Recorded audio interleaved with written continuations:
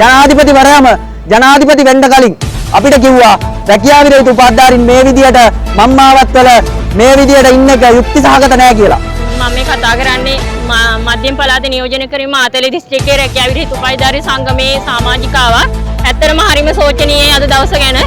මේ අපි ගොඩක් දුක් මහන්සියෙන් අපි රැකියා කරමින් පෞද්ගලික අංශයේ රැකියා කරමින් අපි ඉගෙන ගත්තේ මෙච්චර දුරක් රජයේ ජොබ් එකක් බලාපොරොත්තු වෙන්නේ. අපි රැකියාවල් නැතුව ඒ දවස්වල ඉගෙන ගන්න මේ සල්ලි මිල මුදල් හොයාගන්න අම්මලා තාත්තලාට වියදම් කරන්න අතේ සතේ නැතුව තියෙද්දි අපි එක එක්කෙනාගේ වහල්ලු වෙලා අපි මේ විදිහට ඉගෙන ගත්තා. ඇත්තටම හරිම දුකයි. වේදනයි කතා කරගන්නත් බෑ ඒ තරම් වේදනයි. මේ අද දවසේදී අපි මම ඉස්සරහම හිටියා. මං ගියා ඉස්සරහට මේගොල්ලෝ පොළොව කැටි පොළොව වගේ අරගෙන මේ ගෑනු අය පිරිමි අය දෙකොල්ලම ඇවිල්ලා අපිට ගහන්න පයින්න ආවා. මං ඇත්තටම මං දරුවා වෙනුවෙන් මං පැත්තකින් ගියා. ඇත්තටම වේදනයි අපේ සහෝදරියෙකුට මේ අවස්ථාවේදී පහර දුන්නා හරි තල්ලු කරා හරි මොකක් හරි කරලා බලු විදියට මේගොල්ලෝ ඇත්තටම ඒගොල්ලන්ගේ සහෝදර සහෝදරියෝ තින්න ඇති වයිෆ්ලා තින්න ඇති දරුවෝ තින්න ඇති ඒව දැක මෙච්චර අපි ඔයාලගේ සල්ලි වලින් අපි ජීවත් වුණේ අපි ඉගෙන ගත්තේ නෑ. අපි අපේ මුදල් වලින් ඉගෙනගෙන අපි රස්සාවල් ඉල්ලන්නේ මේ. ඇත්තම වේදනයි ගොඩක් වේදනයි වෙන කියන්න දෙයක් නෑ. මේ ආණ්ඩුව අශික්ෂිත ආණ්ඩුව. මින් ඉදිරියට අනුර කුමාරට ආය ආණ්ඩුවක් නෑ. මේ පාර අනුර කුමාරට ආය ආණ්ඩුවක් නෑ.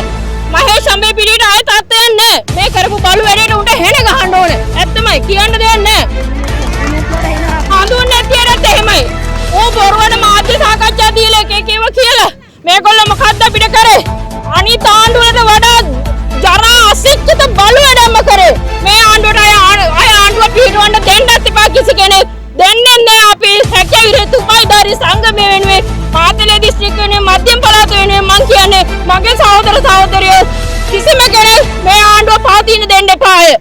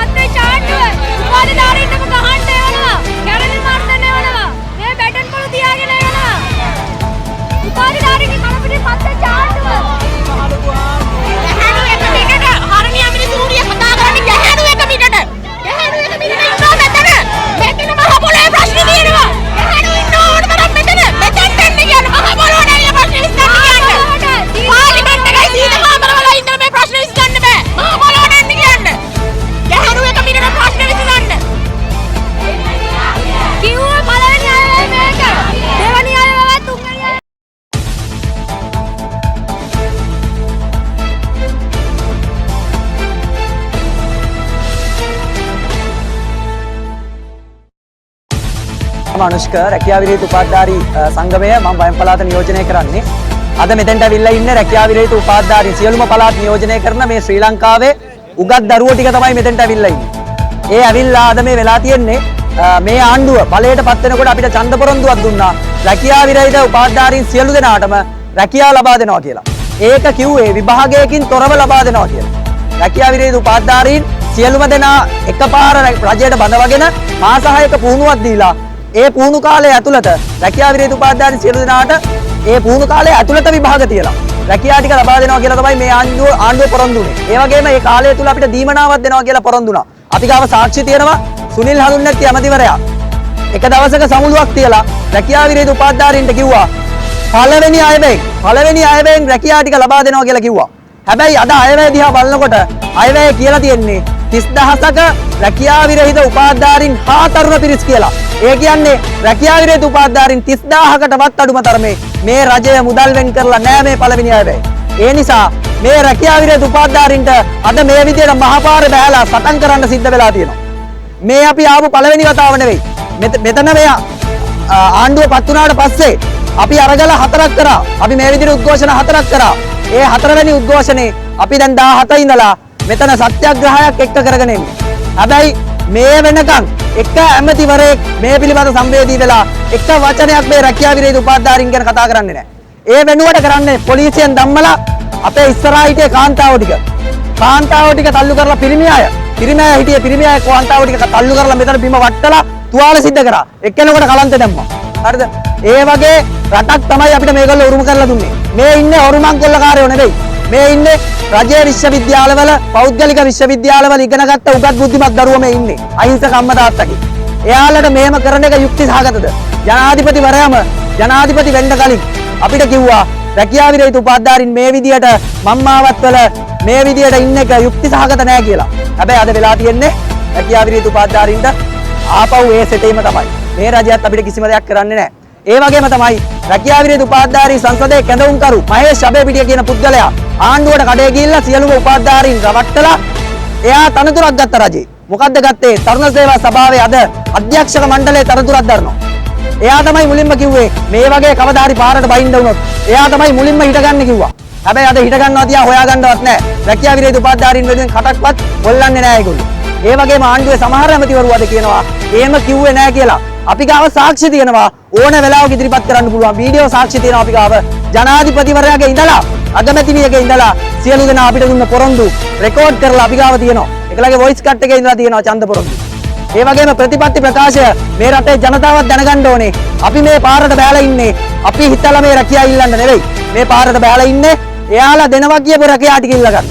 එයාලා ඡන්ද පොරොන්දුවක් දීලා මේ අහිංසක රැකියා විරහිත උපාධිධාරීන්ගේ ලක්ෂ ගාණක් ඡන්ද ගත්තා. මොකද මේ රැකියා විරහිත උපාධිධාරීන් විතරක් නෙවෙයි ඡන්ද දුන්නේ. එයාලගේ අම්මලා තාත්තලා පවුලේ නෑදෑ හිතමිතුරෝ මේ අහිංසක උපාධිධාරීන්ට රැකියා දෙයි කියලා ඡන්ද දුන්නා. ලක්ෂ ගාණක ඡන්ද මේ.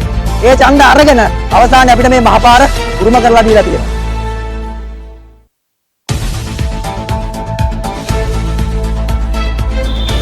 පළවෙනියටම දෙවන පරපුර දේශපාලන ව්‍යාපාරයේදී අපි මේ උපාධිධාරීන්ට එරෙහිව අද කරපු ප්‍රචණ්ඩත්වය රාජ්‍ය යාන්ත්‍රණය පාවිච්චි කරලා උපාධිධාරීන්ට කරපු පහර දීම ඉතා පතින් අපි හෙලා දකිනවා. හෙලා දකින ගමන්ම අපිට ඉතාම කනගාටුයි මේ ගැන කියන්න. ඉතිහාසයේ පුරා උපාධිධාරීන් එක්ක මහපාරේ සටන් කරපු මේ පොලිසිය බැරියර් එකෙන් මෙහා පැත්තිලා මේ පොලිසියෙන් ගුටි කාපු දේශපාලන ව්‍යාපාරික නායකයෝ අද මේ පාර්ලිමේන්තුවේ ඉඳලා දැන් ඕනු මේ රාජ්‍ය මර්ධන යාන්ත්‍රණය අතට අරගෙන සාධාරණ අයිතිවාසිකම් ඉල්ලන උපාධිධාරීන්ට කරපු පහර දීම අපි තරේ හෙලා දකිනවා. ඒක පළවෙනිට මම කියන්නේ.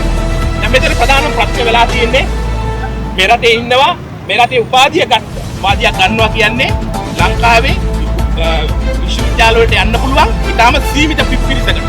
ඒ කියන්නේ මේ රටේ ඉන්න උදම ක්‍රීම් එක. දක්ෂතාවයේ අධ්‍යාපන හැකියාවේ ඉහළ වෙන්නේ. නමුත් මේ රටේ තියෙන අධ්‍යාපන ක්‍රමය ඇතුලේ මේ රැකියාව වෙළඳ පොළට ගැලපෙන අධ්‍යාපන ක්‍රමයක් හදලා නැහැ. ඒක මේ උපාධිධාරීන්ගේ වරදක් නෙවෙයි. මේ රජයන් විසින් නිර්මාණය කරපු අධ්‍යාපන රටාව ඇතුලේ තමන්ගේ දැනුම පාවිච්චි කරලා මේ උපාධියක් අරගෙන දෙරිට ඇවිල්ලා ඉන්නවා රැකියාවක් නැතුව. ඒක රජයට වගකීමක් තියෙනවා විශේෂයෙන්ම. මේ යවන්නා වූ උපතුන්ගෙන් පුරුමුකි ආණ්ඩුව.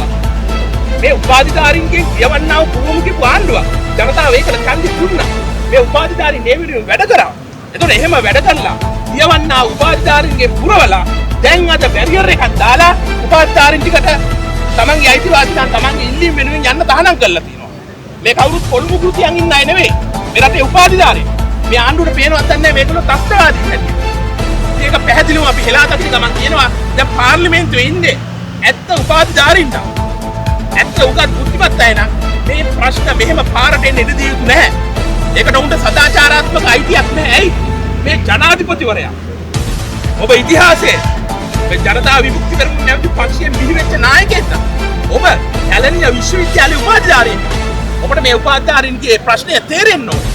ඒකට සාධාරණ විසඳුමක් දෙන්න ඕනේ. අවම සාකච්ඡාව. එක රැයින් මේක විසඳන්න පුළුවන් කියලා අපි කියන්නේ නැහැ. මේ උපාධිධාරීන් එහෙම ඉන්නේ එක රැයින් මේ ප්‍රශ්න විසඳන්න කියලා. හැබැයි කොටස් වශයෙන් අවම මේක විසඳන්න සාධාරණ සැලැස්මක් දෙන්න මේ උපාධිධාරීන්.